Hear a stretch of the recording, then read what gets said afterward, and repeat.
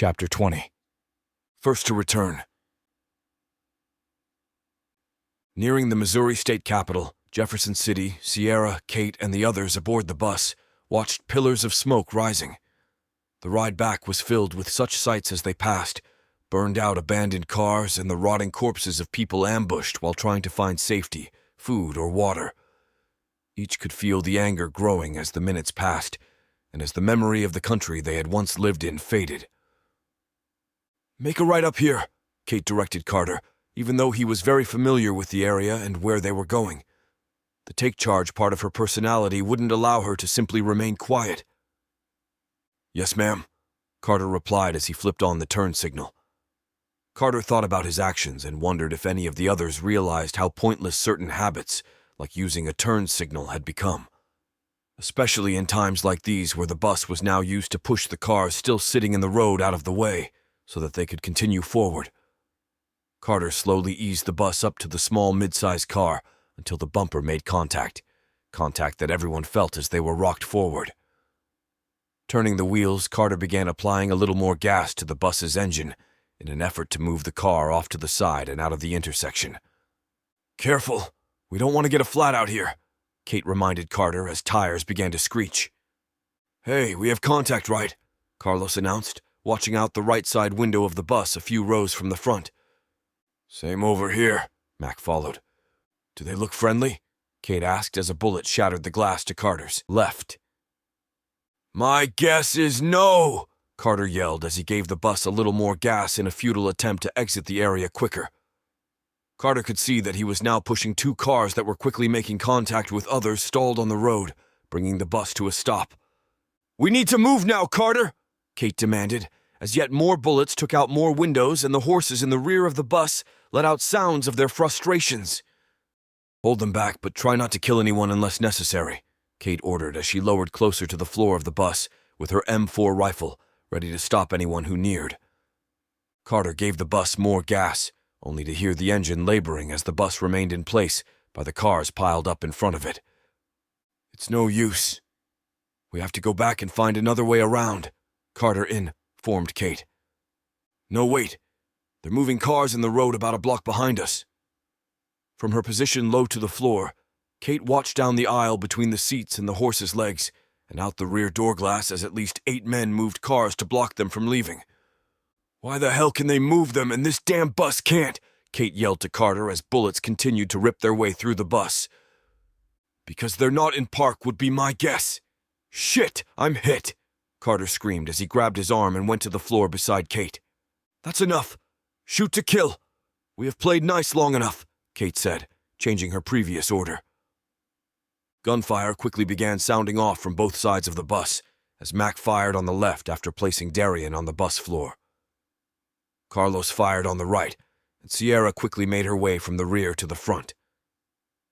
Sierra drew the pistols from their holsters strapped to her hips. "Be ready to move this damn thing before you get my horse killed!" She stepped over Carter and exited the bus.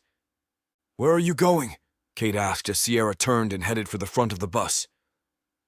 As her foot touched the pavement, she was unable to hear the question due to all the rifles firing. "Carter, get ready!" Kate demanded, striking him with her left elbow for motivation while firing a round from where she now sat on the steps, placing it into the chest of a large, bald man approaching from a nearby building. Sierra quickly ran to the car in front of the bus, holstered the pistol in her right hand, and opened the door. She reached in and grabbed the shifter to put it in neutral. "What the hell?" she said, as she strained to get it to move, but without any luck. Seeing that there were no keys to turn to free the locking device holding the shifter in place, Sierra stepped back from the car and took aim just below the shifter. Just as she began to pull the trigger, a figure stepped around the next car over with a pistol pointed in her direction. With a loud blast, the man fired as she moved her aim from the car shifter to the threat. Unmoved by the shot fired at her, Sierra returned fire with her uncle's .357 Magnum revolver. The bullet struck just where she had intended, center mass of the man's head, removing his brains through the back of his head as the bullet exited. Calmly, Sierra educated the man on the mistake he made as his body slid down the side of a car to the ground. "Next time aim, dumbass." Sierra returned her aim to the shifter and fired, hoping to free it. Reaching back into the car and grabbing the shifter, Sierra could feel movement she had not before, but it wasn't enough. Moving farther into the car and placing her right shoulder against the dash, she pushed once again. Slowly, she felt the shifter move to the neutral position. She exited the car and looked around for any threats that may have come near while she was in the car. Seeing nothing, Sierra moved to the next vehicle, which she was happy to see was a truck with a manual transmission.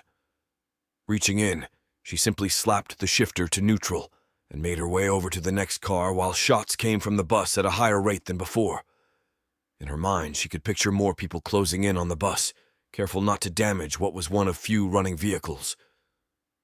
They all understood the importance of transportation. They also understood what people would do to get it in times such as these. After placing many of the cars into neutral, Sierra moved quickly over to what she hoped would be the last vehicle. Reaching out with her free right hand, while keeping a tight grip on the pistol in her left, she opened the driver's side door of the large 4x4 pickup and climbed inside. Placing the pistol on her lap, Sierra braced her feet and wrapped both hands around the shifter on the steering column. Pulling in a downward motion, she noticed a stinging feeling in her upper right arm but didn't stop. "Move, damn you," she said while applying even more pressure to the shifter and having no results. Changing her tactics, Sierra began jerking the lever down until she heard a crunch and it moved freely. Grasping the pistol still in her lap, Sierra pivoted in the seat to exit the 4x4 and return to the bus. Just as she spun around, she saw a man pointing a rifle at her and knew there was no time to take aim before he fired. "Well, what do we have here?" "Hello, cutie," the man said, as Sierra cringed at the smell of his breath. At that moment, Sierra watched as the left side of his head exploded into a fountain of blood, bone, and flesh. "Goodbye," Sierra said, jumping to the ground and looking back to the bus where she saw Kate with her rifle barrel sticking through a bullet hole in the windshield. Jumping up onto the hood of a car butted up against the rear of the 4x4, Sierra quickly ran across the tops of the stalled cars and back to the bus as bullets sizzled by her and struck the cars under her feet. Kate watched as Sierra made her way back, keeping a close eye out for anyone who could do her harm. "Get ready to move! That means you, Carter!" Kate screamed above the gunfire. Carter climbed back into the driver's seat and shifted the bus into reverse, ready to make his move as soon as Sierra was aboard.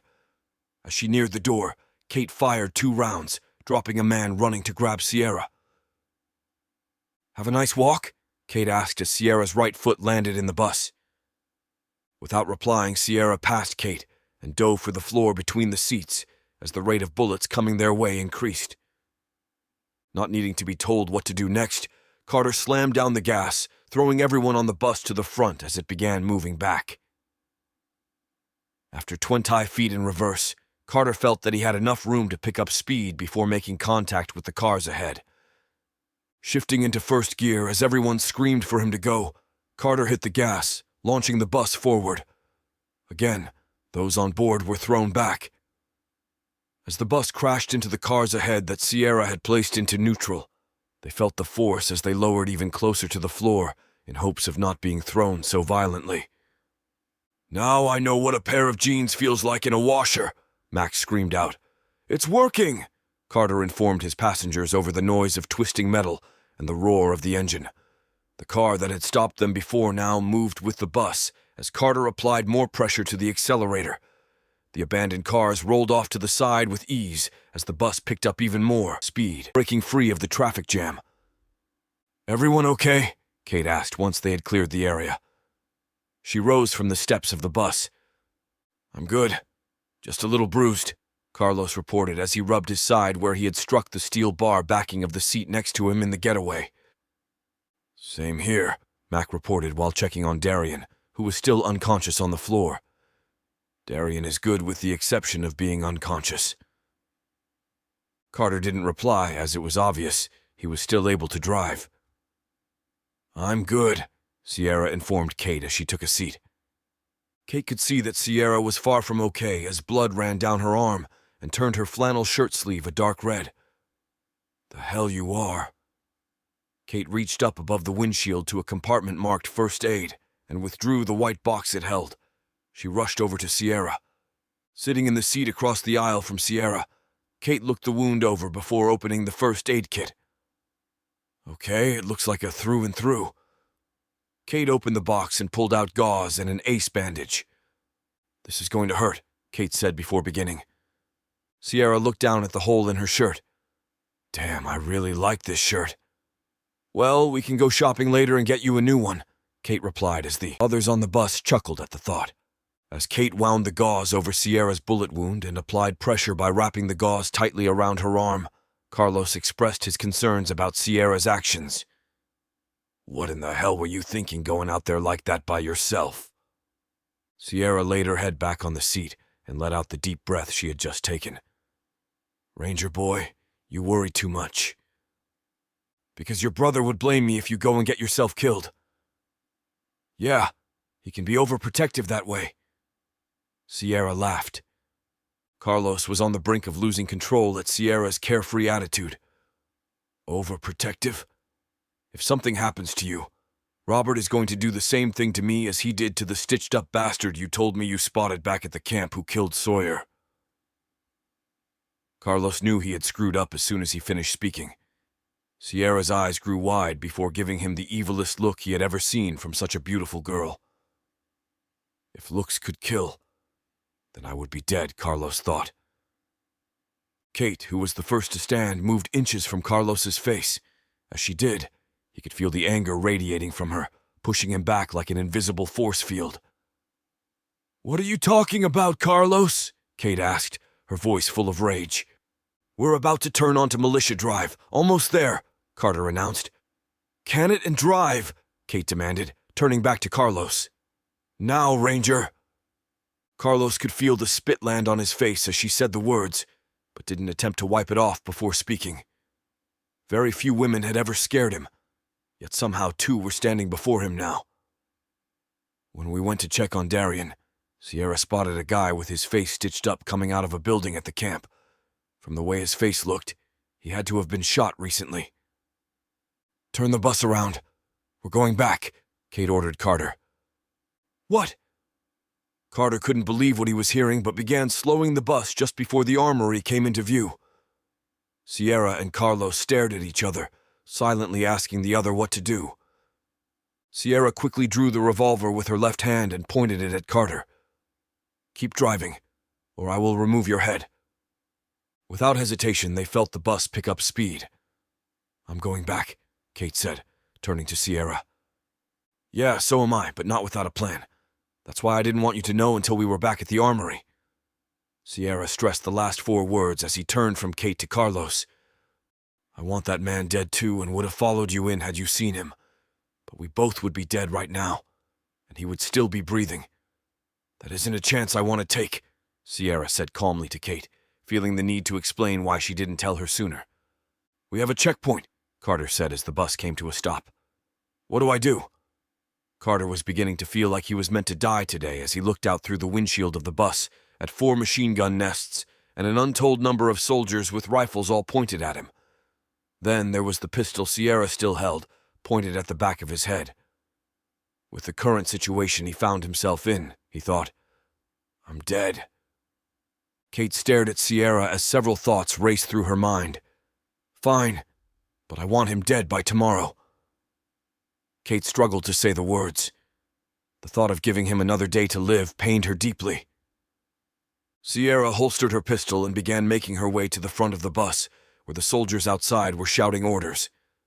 Stopping just before the windshield, Sierra stretched out her left arm, placed her hand just above it, and leaned forward, looking out and giving the soldiers a big smile.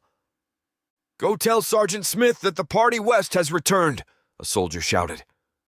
Sierra and the others knew they wouldn't be able to enter until things were checked out on the bus. So what is the deal back there? Carter asked, fighting the urge to check her out as she leaned forward for fear of seeing her pistols up close. You will find out soon enough. Smith is here, Sierra announced to the others in the bus as she watched Sergeant Smith and 4 other soldiers near what was left of the bus's door. Everyone okay in there? Smith asked, looking around at the bus, which had sustained a great deal of weapons fire. Yeah, just had a block party with a few of the locals, Sierra said with a shrug of her shoulders as if it were no big deal. "We have a man down, Sergeant. He needs medical right away," Mac called out as he prepared Darian to move. Carlos began making his way to the rear of the bus where the 2 prisoners were secured. "We also have 2—" Carlos stopped mid-sentence after seeing that the other had caught a few bullets. "Correction. 1 prisoner." Smith boarded the bus, and the smell inside brought back memories of the barn on his family's farm. "Kate, everything good?" Smith asked, noticing that she hadn't said a word. Kate looked around the bus and then directly at Sierra. "We're all good, Sergeant. I need to see Karnik. He is on a mission at the moment, and we are getting ready to rejoin him if you would like to come along. We could sure use this bus to move troops, ma'am." Smith looked around, figuring out how many soldiers and equipment he could load onto the new vehicle. "That will be fine, Sergeant." Smith moved to the last step of the entrance and shouted to the soldiers manning the checkpoint. "Let them through."